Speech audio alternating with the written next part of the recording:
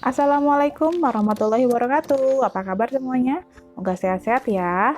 Gimana nih kabarnya di semester 2? Semoga makin tetap semangat ya. Nah, ini dia materi tentang skala prioritas yang penting agar tugas-tugas kalian makin tetap disiplin ya. Mari kita simak. Nah, yang pertama kita akan bahas tentang pengertian skala prioritas ya. Bahwa skala prioritas adalah ukuran kebutuhan yang tersusun dalam daftar berdasarkan tingkat kebutuhan seseorang yang dimulai dari kebutuhan paling penting sampai kebutuhan yang bersifat bisa ditunda ya pemenuhannya. Nah, di sini akan kita jelaskan mengapa why harus punya skala prioritas. Yang pertama, bahwa skala prioritas adalah dasar dari segala tindakan ya.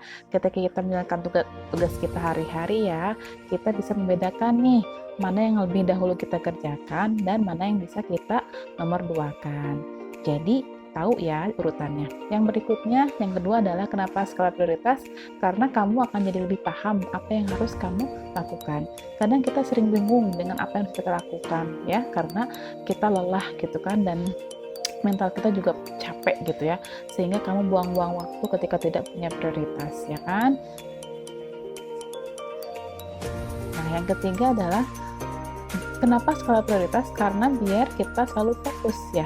Banyaknya kegiatan yang dilakukan dalam sehari-hari kadang membuat fokus kita menjadi buyar karena keteteran dengan tugas-tugas yang lainnya. Nah, kalau kamu punya skala prioritas, kamu akan tetap fokus mengerjakan tugas yang penting dan mengesampingkan atau menunda pekerjaan-pekerjaan yang tidak penting. Nah, yang keempat adalah prioritas menjadi tolak ukur pencapaian kamu loh. Untuk sukses mengejar mimpi, kamu harus membuat daftar prioritas ya yang harus kamu lakukan untuk menuju kamu ke mimpi atau tujuan tersebut.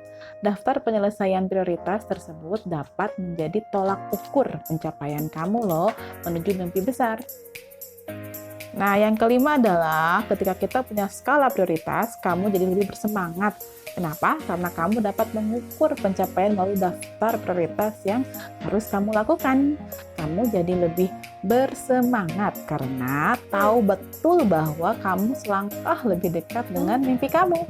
Nah, di sini Ibu akan memberikan contoh tabel skala prioritas ya, terbagi atas 4 kuadran ya kan. Kuadran pertama adalah aktivitas lebih penting dan lebih mendesak nih. Yang kedua, kuadran lebih penting kurang mendesak. Yang ketiga, kurang penting lebih mendesak. Yang keempat, kurang penting dan kurang juga mendesak. Nah, bagaimana contohnya dalam tabel tersebut? Ibu berikan ya contoh-contoh aktivitas yang pertama di kuadran 1 lebih penting dan lebih mendesak. Contoh nih, yang pertama sekolah ya, kalau sekarang daring atau meet sama guru nih. Yang kedua, mempersiapkan diri untuk ujian atau ulangan besok ya. Keadaan yang bersifat krisis, misalnya kecelakaan urgent kan. Terus pekerjaan yang memiliki deadline atau batas waktu. Itu kuadran pertama ya. Contoh aktivitas di kuadran kedua nih, hal yang lebih penting dan kurang mendesak ya. Penting sih tapi nggak terlalu mendesak sifatnya gitu kan. Yang pertama adalah kamu jadi lebih perfeksionis atau sempurna banget nih dalam pelajaran. Yang kedua, menjalin silaturahmi dengan teman dan keluarga. Yang ketiga adalah rekreasi dan traveling. Yang berikutnya kuadran ketiga itu adalah contoh hal yang kurang penting dan lebih mendesak, yaitu mengejar acara diskonan, menjawab email atau pesan untuk urusan ramah tamah lah ya. Yang ketiga adalah pertemuan yang kurang, yang kadang-kadang sifatnya rutinitas ya, seperti arisan gitu kan, dan lain-lain.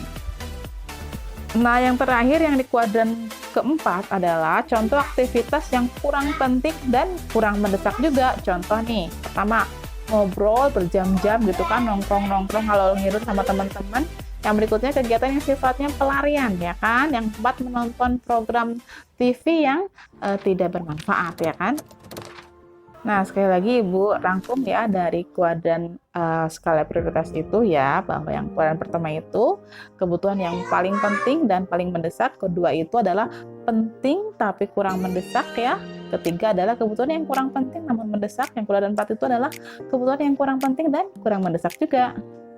Nah, yang berikutnya adalah bagaimana cara kita melakukan skala prioritas. Yang pertama adalah tulislah semua kebutuhan yang ada. Hilangkan yang benar-benar tidak begitu penting. Kemudian susunlah urutan kebutuhan itu berdasarkan tingkat kepentingannya ya. Buatlah catatan kebutuhan pendanaan yang ada. Dari catatan yang ada, pilihlah kebutuhan yang paling memberikan manfaat secara maksimal. Penuhi semua kebutuhan dengan daftar yang telah ditentukan, ya kan? Nah, sekarang tugas kamu adalah silahkan membuat skala prioritas ya. Silahkan dicoba ya kan, urutkan semua kegiatan kamu sehari-hari agar tahu nih mana prioritas yang paling penting, mendesak, kurang penting, dan sebagainya. Lalu, rasakanlah perbedaannya dari hari ke hari ketika kita punya skala prioritas. Nah, demikianlah materi kita hari ini tentang skala prioritas. Semoga ada manfaatnya ya. Jangan lupa like dan subscribe ya, karena subscribe itu gratis loh, tapi efeknya bisa membuat channel ini makin berkembang. Terima kasih semuanya yang sudah menyimak. Assalamualaikum warahmatullahi wabarakatuh.